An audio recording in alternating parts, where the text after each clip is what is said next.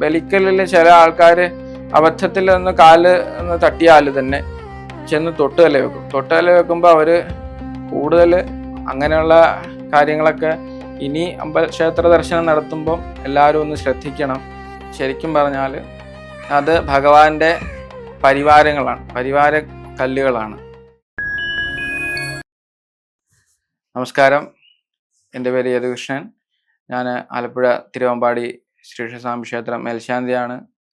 അപ്പോൾ ഇന്ന് വേറൊരു വിഷയം സംസാരിക്കാനുള്ളത്, ക്ഷേത്രത്തിലെ പ്രധാനമായിട്ടും ആൾക്കാർ തൊഴുമ്പം നമ്മളെല്ലാവരും കാണാറുള്ളതാണ്, ഈ അകത്തും അമ്പലത്തിനുള്ളിൽ, നാലമ്പലത്തിനുള്ളിലും നാലമ്പലത്തിന് പുറത്തായിട്ട് കുറേ കല്ലുകൾ ഇങ്ങനെ നിരത്തി വെച്ചിരിക്കുന്നതാണ്.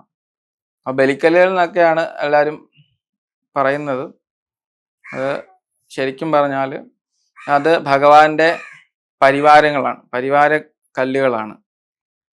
അതിന് മുകളിൽ ആണ് ഹവിസ് തൂവുക എന്നുള്ള ചടങ്ങ്. അത് നിത്യേന പൂജകൾ, ഓരോ പൂജകൾ നടക്കുമ്പം പൂജകളുടെ ഇടയിൽ, നിവേദ്യത്തിൻ്റെ ഇടയിലും അഗ്നികോണിലെ കല്ലിന് തൂവലുണ്ട്, ഹവിസ് തൂവുക, ആ ഒരു ചടങ്ങുണ്ട്.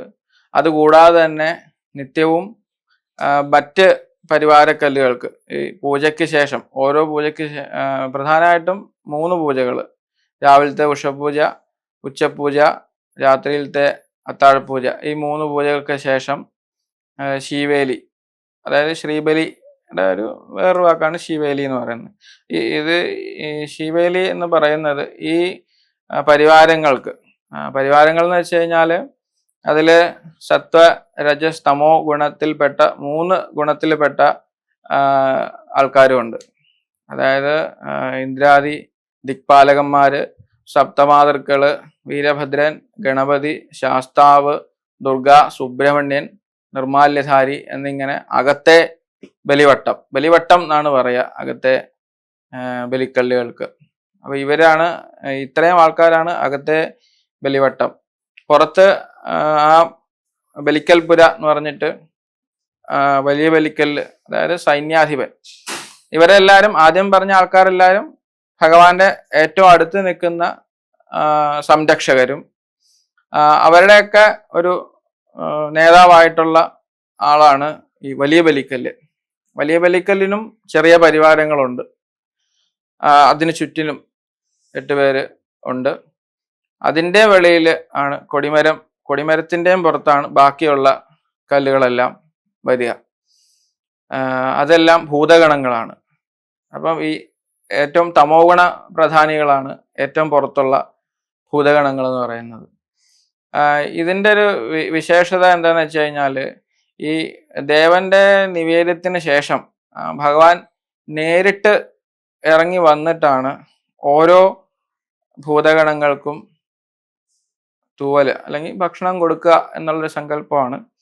അത് വെള്ളനേദ്യമാണ് എല്ലാ ഭൂതഗണങ്ങൾക്കും. ഉത്സവബലി പോലെയുള്ള ചടങ്ങുകൾക്ക് പ്രത്യേകമായിട്ട് ഓരോരുത്തർക്കും ഓരോ നിറത്തിലുള്ള ഹവിസ്, അതായത് മഞ്ഞപ്പൊടി ഇട്ടത്, പിന്നെ ബാക്കി ഉള്ള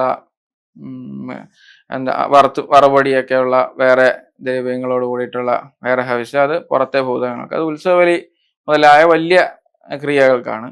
സാധാരണ ശിവേലി പോലെയുള്ള നിത്യവും നടക്കുന്ന ചടങ്ങുകൾക്ക് ഈ വെള്ള നിവേദ്യം ആണ്, ഹവിസ് എന്നാണ് അതിന് പറയുക.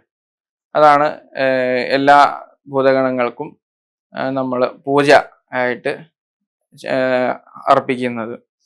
അത് പ്രധാനമായിട്ടും ഈ ഭഗവാനെ നിർത്തിക്കൊണ്ടാണ്, അതായത് അദ്ദേഹത്തിന്റെ സാന്നിധ്യത്തിൽ മാത്രമേ ഈ ഒരു തന്ത്രിക്കാണെങ്കിലും അല്ലെങ്കിൽ മേശാന്തിക്കാണെങ്കിലും ആ ഒരു കർമ്മം ചെയ്യാൻ പറ്റുള്ളൂ. കാരണം അകത്തെ ആൾക്കാരൊക്കെ സാത്വികരാണെങ്കിലും പുറത്തേക്ക് വരുംതോറും ഇവരുടെയൊക്കെ സ്വഭാവത്തിന് വളരെ വ്യത്യസ്തമാണ്.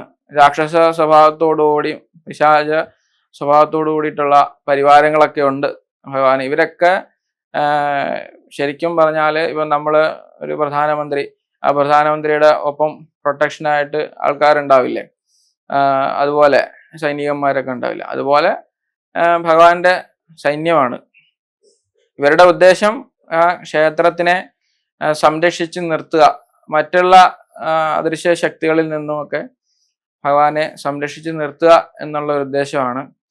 അപ്പൊ ഇവർക്കൊക്കെ ചില ആൾക്കാര് ഒരു അമിത പ്രാധാന്യം കൊടുത്ത്, ഭക്തന്മാര് അവര് ഒരു അറിവില്ലാതെ ചെയ്യുന്നതായിരിക്കാം, ഇവരെല്ലാവരും ഒരു ധ്യാന ഭഗവാനെ നോക്കിക്കൊണ്ട് ഭഗവാൻ അഭിമുഖമായിട്ട് ഒരു ധ്യാനത്തിലിരിക്കുന്നു എന്നാണ് സങ്കല്പം. അവര് ഈ പറയുന്ന പോലെ സംരക്ഷണവും അവരുടെ ജോലികളൊക്കെ ചെയ്യുന്നുണ്ട്. പക്ഷെ എങ്കിൽ തന്നെയും എപ്പോഴും അവരൊരു ഭഗവാനെ ധ്യാനിച്ച് ഇരിക്കുകയാണെന്നാണ് സങ്കല്പം. അപ്പൊ അതിന് ഒരു ഭംഗം വരുത്തരുത്. അതുകൊണ്ടാണ് ഈ ബലിക്കലിൽ ചില ആൾക്കാർ അബദ്ധത്തിൽ ഒന്ന് കാല് ഒന്ന് തട്ടിയാൽ തന്നെ ചെന്ന് തൊട്ടുകല വെക്കും. തൊട്ടുകല വെക്കുമ്പോൾ അവര് കൂടുതൽ ആദ്യം ഒന്ന് ചവിട്ടി. അപ്പൊ ആ ചവിട്ടുമ്പോൾ നമ്മൾ ചെയ്യേണ്ട കാര്യം എന്താ വെച്ചാൽ ഭഗവാനോട്, അകത്തിരിക്കുന്ന ഭഗവാനോട് ആണ് നമ്മൾ ക്ഷമാപണം മനസ്സുകൊണ്ട് പറഞ്ഞാൽ മതി. തൊട്ടുതലേ വെക്കണ്ട. തൊട്ടുതലേ വെക്കുമ്പോൾ കൂടുതലായിട്ട് അവർക്ക് ആ ധ്യാനത്തിൽ ഒരു ഭംഗം വരികയാണ്. അപ്പൊ കൂടുതലായിട്ട് അവർക്ക് ആ തൊട്ട ആളോടായിരിക്കും ഒരു ദേഷ്യം പോലെ. പക്ഷെ അതിന്റെ ആവശ്യമില്ല. ആ ദേവനോട്, ആ പരിവാരം ഈ പറഞ്ഞ പോലെ ദേവന്റെ പരിവാരമാണല്ലോ. അപ്പം ആ ദേവനോട് ക്ഷമാപണം പറഞ്ഞാൽ മതി, മനസ്സുകൊണ്ട് പറഞ്ഞാൽ മതി. അപ്പം ഈ പറഞ്ഞ പോലെ ആ ഒരു ദോഷം നമുക്ക് ഉണ്ടാവാതെ ഇരിക്കും. പിന്നെ ചില ആൾക്കാർ ഈ വലിയ ബലിക്കലിനൊക്കെ സൈന്യാധിപൻ ആണെന്നോ ഈ ഭഗവാനായിട്ടുള്ള ബന്ധമൊന്നും ആൾക്കാർക്കറിയില്ല. അവര് ഒരു വലിയൊരു കല്ലിരിക്കുന്നു, അപ്പോൾ അകത്ത് പ്രദക്ഷിണം വയ്ക്കുന്ന പോലെ തന്നെ ഈ വലിയ ബലിക്കലിലും പ്രദക്ഷിണം വയ്ക്കുന്നത് കാണാം.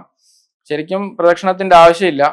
വലിയ ബലിക്കലിന് തന്ത്രി അല്ലെങ്കിൽ മേശാന്തിയൊക്കെ തൂവുമ്പോൾ പോലും വടക്ക് മുറിയാതെയാണ് അവര് തൂവുന്നത്. അതിന്റെ കാര്യം എന്താണെന്ന് വെച്ചാല് ഈ ഒരു ഒഴുക്ക് ബിംബമാണ് ഈ വലിയ ബലിക്കൽ എന്ന് പറയുന്നത്. അപ്പൊ ഒഴുക്ക് ബിംബത്തിന് ഒരിക്കലും പൂർണ്ണ പ്രദക്ഷിണം പാടില്ല. വടക്ക് മുറിയാതെ സവ്യാപസവ്യമായിട്ടാണ് ഇതിന്.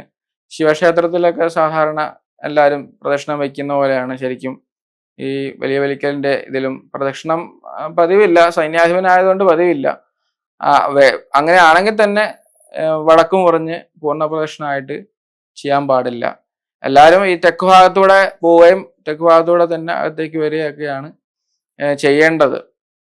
അത് ആൾക്കാരുടെ അതിനെക്കുറിച്ച് ഗ്രാഹ്യം ഇല്ലാത്തത് കൊണ്ടാണ്. ഇത് ഈ പറഞ്ഞ പോലെ മറ്റൊരു ഈ വലിയ ബലിക്കലിന്റെ കാര്യത്തിലും അദ്ദേഹവും ഭഗവാനെ നോക്കി ഈ ധ്യാനിച്ചിരിക്കുമ്പോഴാണ് ആൾക്കാർ വന്ന് തൊട്ടുകല്ലേ വെക്കുകയും ഇങ്ങനെ പ്രദക്ഷിണമൊക്കെ ചെയ്യും. അപ്പൊ അദ്ദേഹത്തിന്റെ ശ്രദ്ധയും അതിലൊരു നഷ്ടപ്പെടുന്നുണ്ട്. അപ്പം അങ്ങനെയുള്ള കാര്യങ്ങളൊക്കെ ഇനി ക്ഷേത്ര ദർശനം നടത്തുമ്പം എല്ലാവരും ഒന്ന് ശ്രദ്ധിക്കണം. പുറത്തെ ബലിവട്ടത്തില് ഏറ്റവും പ്രധാനിയായിട്ടുള്ളത് ക്ഷേത്രപാലകനാണ്. ക്ഷേത്രപാലകൻ എന്ന് പറഞ്ഞാൽ ഈ ക്ഷേത്രത്തിന്റെ പരിവാരങ്ങള് അതുപോലെ തന്നെ മറ്റെല്ലാ അംഗങ്ങളുടെയും സംരക്ഷകനായിട്ടുള്ള ആളാണ് ക്ഷേത്രപാലകൻ. ക്ഷേത്രപാലകനും ഈ പറഞ്ഞ പോലെ നിവേദ്യം ശ്രദ്ധിച്ചിട്ടുണ്ടാവും. ഉത്സവലിക്കൊക്കെ എല്ലാവരും ശ്രദ്ധിച്ചിട്ടുണ്ടാവും. ഏറ്റവും പ്രാധാന്യത്തോടു കൂടി ക്ഷേത്രപാലകന് പാത്രത്തോടെ എന്നാണ് പറയുക നിവേദ്യം അർപ്പിക്കുമ്പോൾ. അപ്പൊ അത്രയും നിവേദ്യത്തിന് പ്രാധാന്യമുള്ള ഒരു സങ്കല്പമാണ് ക്ഷേത്രപാലൻ. ആ ക്ഷേത്രപാലനും ആൾക്കാര് പ്രദക്ഷിണം വയ്ക്കുമ്പം ചിലപ്പോൾ ക്ഷേത്രപാലനെയും കൂടി ചേർത്ത് പ്രദക്ഷിണം വയ്ക്കും. അതിന്റെ ആവശ്യമില്ല.